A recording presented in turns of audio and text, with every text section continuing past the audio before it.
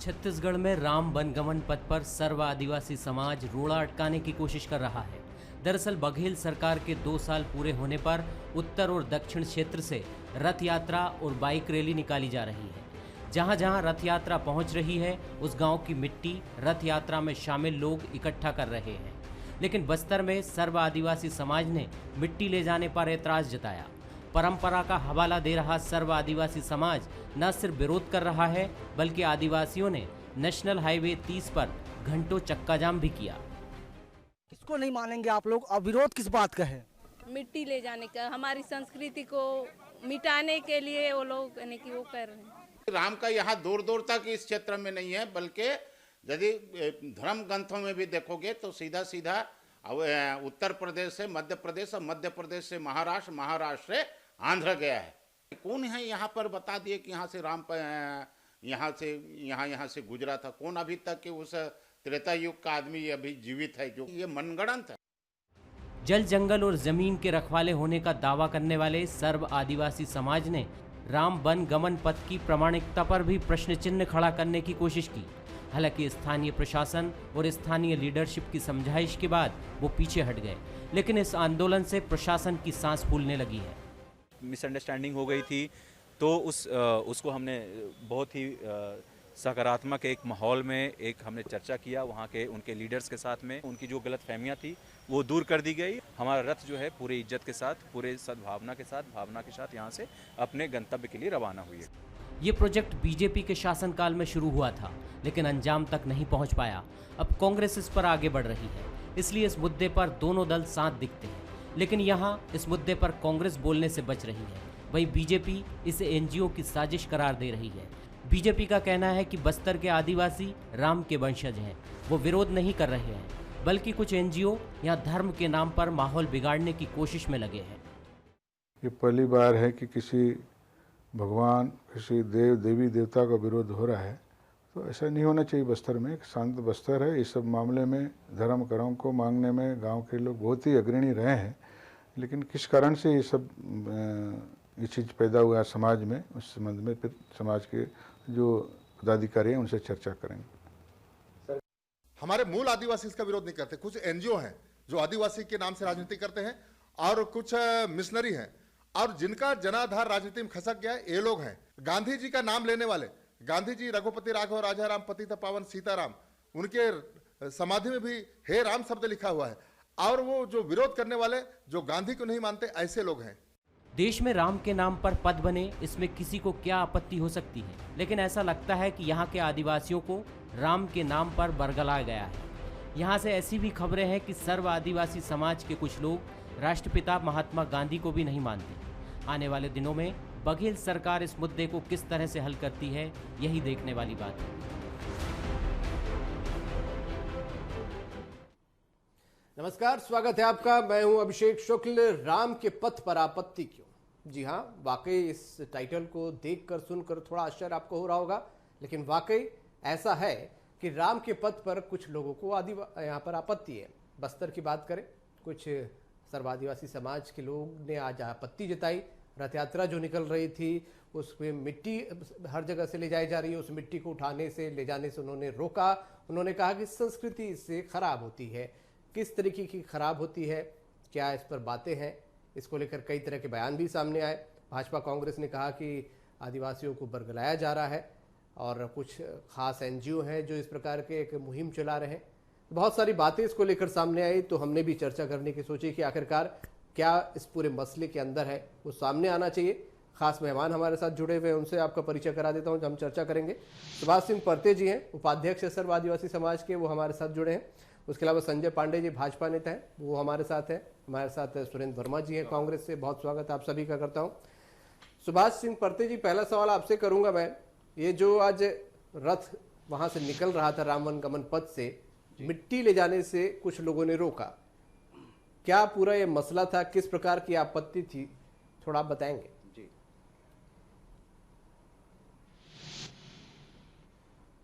जैसे कि भारत देश लोकतांत्रिक मूल्यों पे आधारित देश है और धर्मनिरपेक्ष राष्ट्र के रूप में इसका निर्माण किया गया है। यहाँ अन्य हर समुदाय के लोग, हर पक्षों को लेकर चलने वाले लोग हैं, अपने अपने धर्मों को लेकर सब स्वतंत्र हैं। यहाँ मुस्लिम हैं, क्रिश्चियन हैं, हिंदू धर्म है और हमारे रूढ़ी प्रथाओं के साथ हमारे आदिवासी समुदाय हैं। आदिवासी भी यहाँ 42 प्रकार के हैं जिनकी अपनी एक रूढ़ी संस्कृति प्राचीन समय से चलती आ रही है।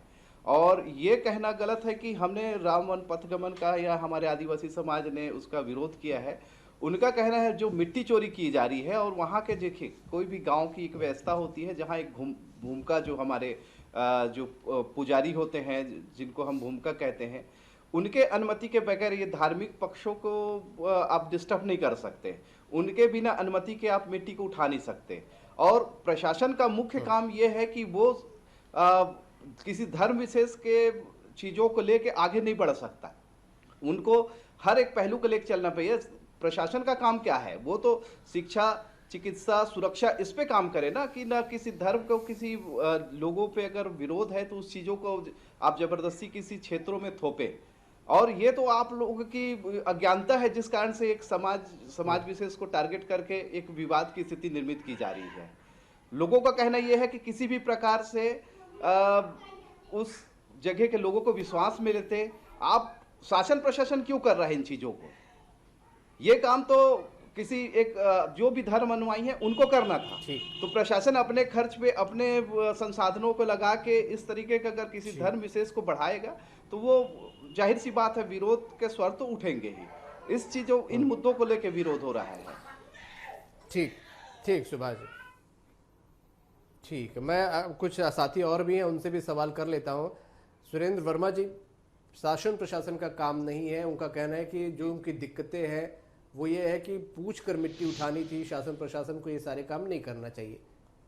अभिषेक जी, अभिव्यक्ति की आज़ादी और जनभावनाओं की सुनवाई जो है हमारे लोकतंत्र की विशेषता है। और निश्चित रूप से सुभाष जी जो कह रहे हैं, मैं उसी के संदर्भ में कहना चाहूँगा कि बस्तर के हमारे जो ज़िले हैं, ज़्यादातर जो भूभाग है वो 5वीं अनुसूची के क्षेत्र हैं। निश्चित रूप से पंचायत और ग्राम सभा है, उनको अतिरिक्त अधिकार हैं। और भाषा, संस्कृति और परंपरा का जो सम्मान है, हम पिछले दिनों भी देखे हैं कि किस प्रकार से महाराज साहब जो पंचायत मंत्री हैं, पेशा कानून के संदर्भ में जगह जगह जाके मीटिंग लिए, उनसे राय मांगी गई।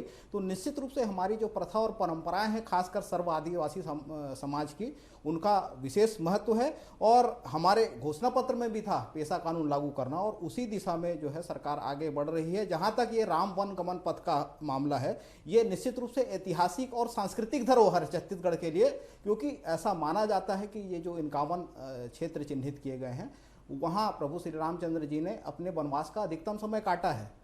जो राजधानी रायपुर से 27 किलोमीटर दूर कौशल्या जी का एकमात्र मंदिर है दुनिया का, वहाँ पर जो रथ यात्रा निकाली गई है, जो मोटरसाइकिल निकाली गई है, उत्तर में कोरिया जिले से और दक्षिण में रामाराम सुकमा से, तो उसी के संदर्भ में देखिए, ये तो पर्यटन परिपथ के रूप में छत्तीसगढ़ सरकार इसको विकसित कर रही है।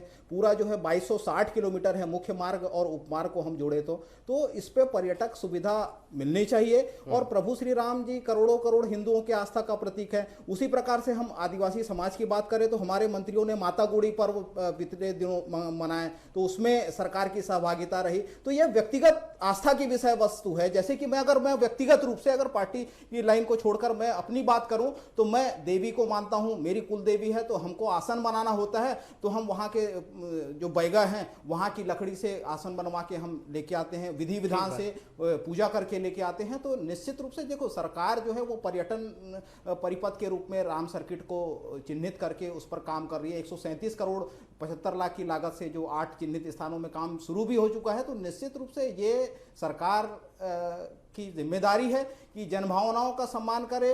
उनकी आज जो मामला था उसके संदर्भ में भी जो वहाँ की आपत्तियां थी, निश्चित रूप से उनको सुना जाना और सर्वसम्मति से निर्णय करके, देखिए वो रैली भी आगे आई और कहीं ना कहीं से हल निकला, रास्ता निकला। तो ये मूल बात सरकार की यही है, मंशा यही है, पर्यटन स्थल के रूप में सरकार विकसित कर रही है और सरकार चाहती है कि ये पर्यटन वहाँ पर हो, इसलिए इस रास्ते पर चल रही है। हमारे साथ संजय पांडे जी भी हैं, वहाँ से ही मौजूद है। संजय जी, पूरी चीज़ों को आप लोगों ने देखा, समझा होगा, और आपके सांसद ने कहा कि इसके पीछे दरअसल कुछ एनजीओज का काम है।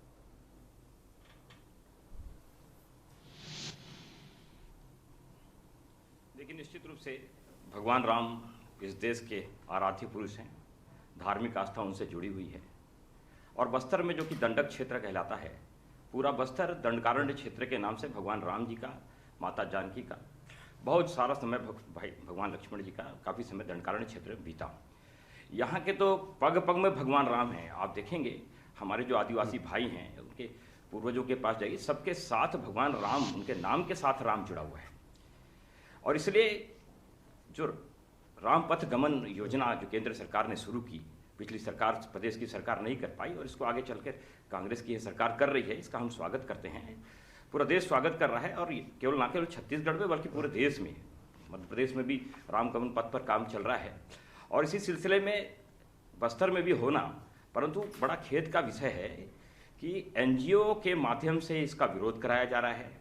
आदिवासी संस्कृति जिसकी सब आदर करते हैं, सभी सम्मान करते हैं, और उस आदिवासी संस्कृति में भगवान राम तो रचे बसे हुए हैं पूरी तरह से। आप देखिए बस्तर में तो खासकर हम किसी एक दूसरे से मिलते हैं तो सबको राम राम बोलते हैं, तुम्ही मन के राम राम, बाबा राम राम जा रहे हैं। और जब धान का कुटाई होता है, जो ढेंकी होता है, तो फिर विरोध किस बात का है संजय? हैं तो वहां पे 1 2 3 करके नहीं गिनते, पहला अक्षर जो 1 है वो देखिए विरोध। देखिए मैं इसमें बताना चाहता हूं, इसके पीछे कांग्रेस की जो मानसिकता है वो दोगली है असल में।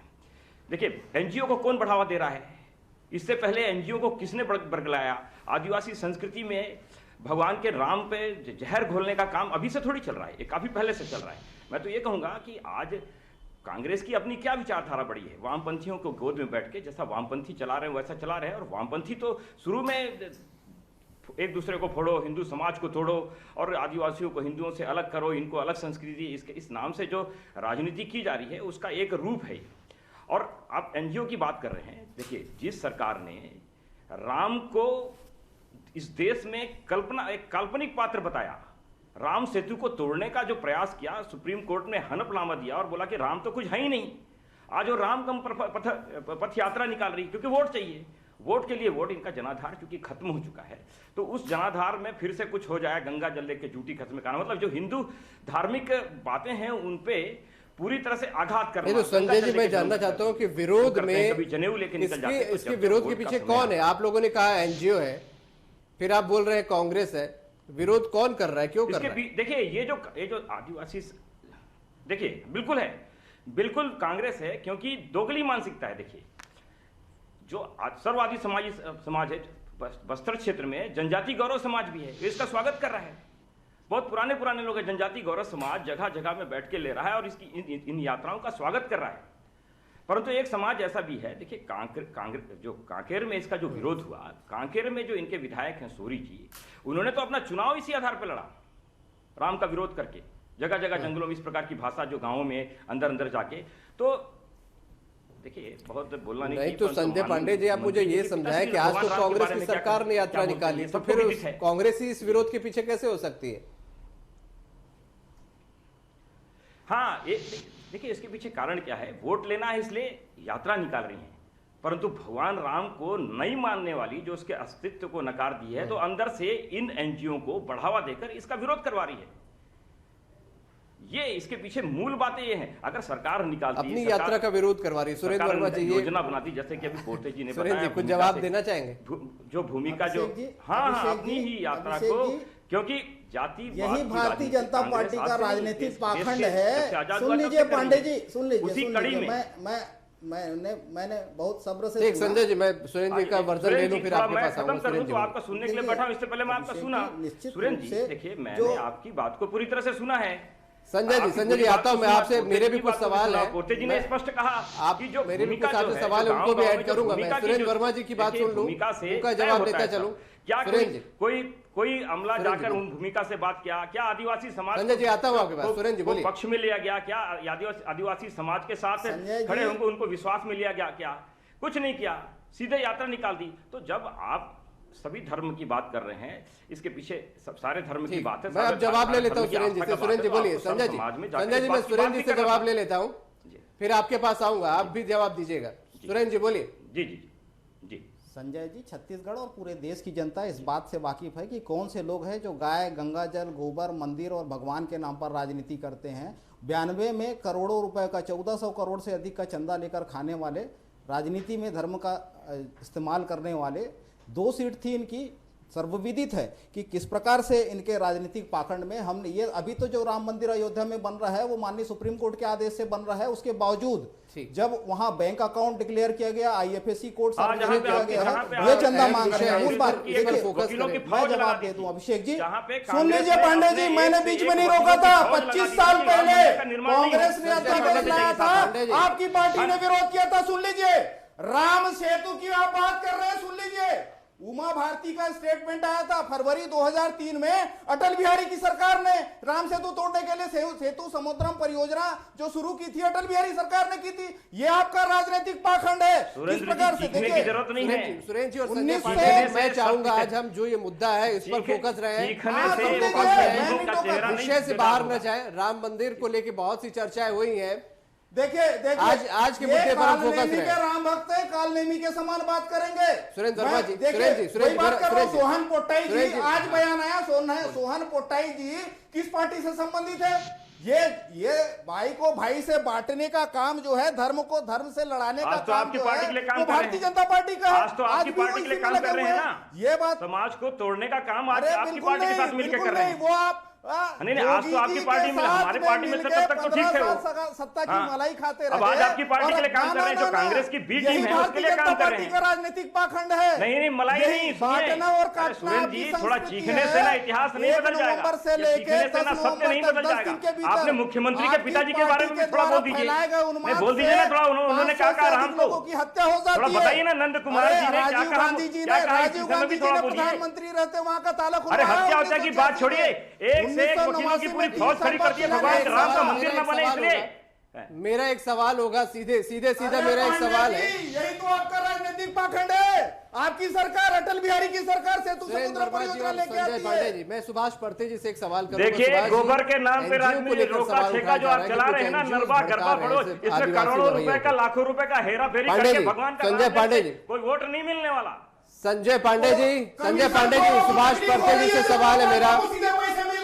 संजय पांडे जी, आपके पास आऊंगा मैं। सुभाष पर्ते जी से सवाल था। सुभाष पर्ते जी, अगर आपने सुना हो तो एनजीओ को लेकर आरोप लगाए जा रहे हैं, इसके पीछे आपको क्या लग रहा है?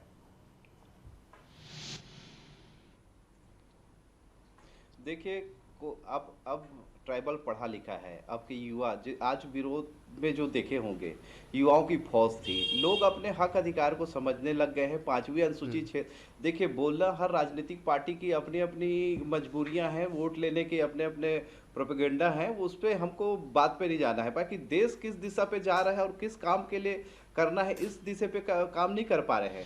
अब युवा कोई एनजीओ कोई किसी बच्चे को अब सिखा नहीं सकता है। आज का युवा पढ़ा लिखा है और अपने हक अधिकार को, 5वीं अनुसूचित क्षेत्र, आज पेशा कानून को 96 से लागू हुई है, आज तक क्यों इनकी मंशा, इन राजनीतिक पार्टियों की स्थितियां ये हैं कि आदिवासियों को इतने भोले भाले समझ लिए हैं कि इनके हक अधिकारों का जितना ज्यादा हनन कर सके उतना ज्यादा कर रहे हैं। और अब पेशा कानून लागू रहता तो इनकी, हमारे अनुसूचित क्षेत्रों की एक अलग एक भारतीय संविधान में हमको अधिकार दिया है, उसका उल्लंघन कर रहे हैं। विकास की बात करें ना भाई, कि आदिवासी की जीवन स्तर कितना ऊंचा उठा है उनके लिए। हम आज भी आप बस्तर में देखिए, हमारे 2 सवाल मैं करना चाहूंगा। एक तो एनजीओ की भूमिका को लेकर बार बार सवाल क्यों उठ रहे हैं, दूसरा आप लोग राम वन गमन का विरोध नहीं कर रहे हैं। आप लोग सिर्फ वहां से मिट्टी क्यों उठाई गई बिना पूछे, इस बात का विरोध है आप लोगों का?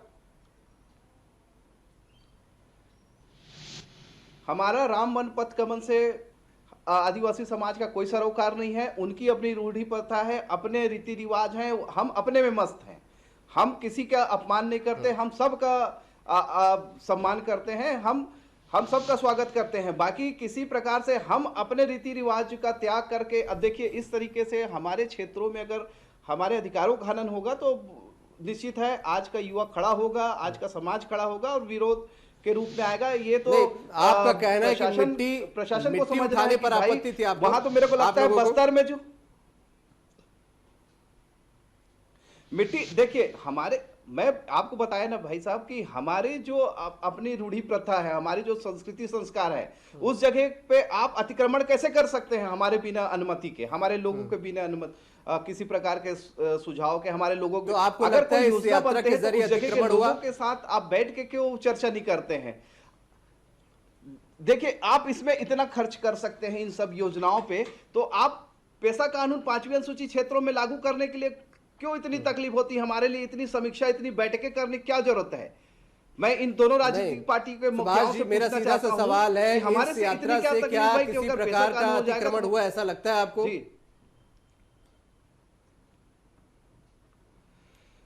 मैंने कहा हमारी संस्कृति संस्कार का अतिक्रमण हम नहीं चाहते। अगर बात करें तो सबका सुलह निकलेगा, सबका रास्ता निकलेगा। अगर बात नहीं करेंगे, प्रशासन नहीं, अगर मैं वही उस जानना हद पे चाह काम रहा- करेगी तो विरोध होगा। जी, बिल्कुल, आज बिल्कुल लोकतंत्र सुलह है, निकलेगी लोकतंत्र में बातचीत से। लोग अपनी बातें कर सकते हैं। मैं वही जानना चाह रहा था कि ये सुरेंद्र जी का कांग्रेस सरकार का कहना है कि पर्यटन के लिहाज से उस यात्रा को बनाया जा रहा है, तो उसमें किस प्रकार का अतिक्रमण हुआ वो आप अगर बताएंगे तो यहाँ पर कांग्रेस भाजपा दोनों के प्रतिनिधि बैठे हैं, लोग सुन रहे हैं, समझ पाएंगे।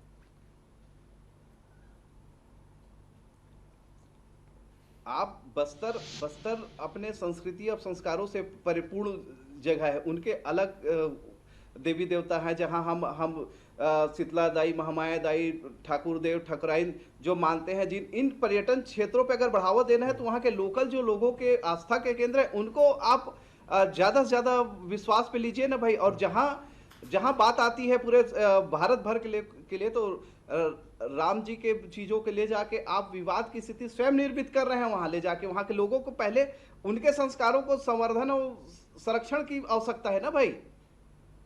और ये जो फैला रहे हैं कि राम जी का सवाल ये है कि उनका कहना है कि वहाँ के लोकल देवी देवताओं को आप लोग सपोर्ट करिए, वहाँ को बढ़ावा दीजिए, राम पथ गमन को बढ़ावा ना दिया जाए। अभिषेक जी, निश्चित रूप से आपने भी देखा होगा कि विगत दिनों विश्व आदिवासी दिवस मनाया गया, बड़ा आयोजन किया गया। माता गुड़ी के पर्व में माता गुड़ी की जो पूजा हुई उसमें हमारे मंत्री जी शामिल हुए। ठाकुर देव की पूजा में तमाम सरकार में बैठे लोग, क्योंकि उनकी व्यक्तिगत आस्था उससे जुड़ी हुई है। उसी प्रकार से हम बस्तर की बात करें तो ढोलक गणेश आपको भी वर्ल्ड फेमस है, दुनिया से लोग देखने आते हैं। रामाराम, जैसा कि सुकमा जिले में नाम ही है रामाराम, तो निश्चित रूप से रामचंद्र जी की स्मृति उनसे जुड़ी हुई है। प्रत्येक भाषा, संस्कृति, परंपरा, प्रथा का पूरा सम्मान है। कांग्रेस की ये विचारधारा पूरी तरह से संवैधानिक है और संविधान के अनुरूप ही सरकार काम कर रही है। निश्चित रूप से ऐतिहासिक और सांस्कृतिक संजय पांडे जी, वहां पर कहना है सुभाष जी का कि राम वन पथ गमन का विरोध नहीं है, लेकिन उनको एक शायद ये दिक्कत है या असुरक्षा की भावना है कि उनकी संस्कृति पे कहीं अतिक्रमण ना हो जाए।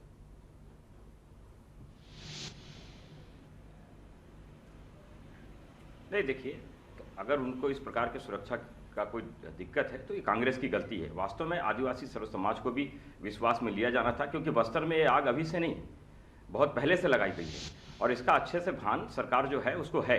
सब प्रकार से उनको पता है कि इसका विरोध भी होगा, सब कुछ होगा, क्योंकि विरोध के मूल में कांग्रेस है। ये जो आज प्रदर्शन जगह जगह हो रहे हैं कांग्रेस के, कांकेर में पिछले चुनाव में रावण जिंदाबाद के नारे लगा पाए तो ये कांग्रेस के नेता उस रैली में अगुवाई कर रहे थे। और आज अब ये राम भगवान के नाम से चलिए बातचीत होनी चाहिए, ये आप भी मान रहे हैं यहाँ पर करके ये अपने आप को बेस्ट बता रहे हैं कि बातचीत होनी चाहिए। हाँ बिल्कुल, बातचीत होनी चाहिए। ये झूठ मत बनाइए आप, राम वन गमन पथ जो सेंट्रल का है कौन सा जगह? मुझे लगता है अरे मेरे पास कब्जा करने वाली यही भाजपा है। 15 साल जब सरकार में होते तो इनको समय मेरे पास आज इतना ही है। फिलहाल बहुत शुक्रिया आप सभी का इस चर्चा में शामिल होने के लिए। बातचीत होना चाहिए, सभी इस बात को मान रहे हैं और बातचीत आज शायद वहां पर प्रशासन ने की है, तभी इस यात्रा को आगे भी बढ़ने का मौका मिला। आदिवासी समाज असुरक्षित न हो, यह भी बहुत जरूरी है। और राम वन गमन पथ जो कि एक पर्यटन स्थल के रूप में एक बड़े प्रोजेक्ट के तौर पर चल रहा है और आने वाले समय में देश में भी एक बड़े नक्शे के तौर पर, पर्यटन स्थल के तौर पर छत्तीसगढ़ उभरेगा, उसके लिए भी ये बेहद जरूरी है। समन्वय, साथ और बातचीत शायद इसका एक बड़ा हल है। आज का मुद्दा में इतने।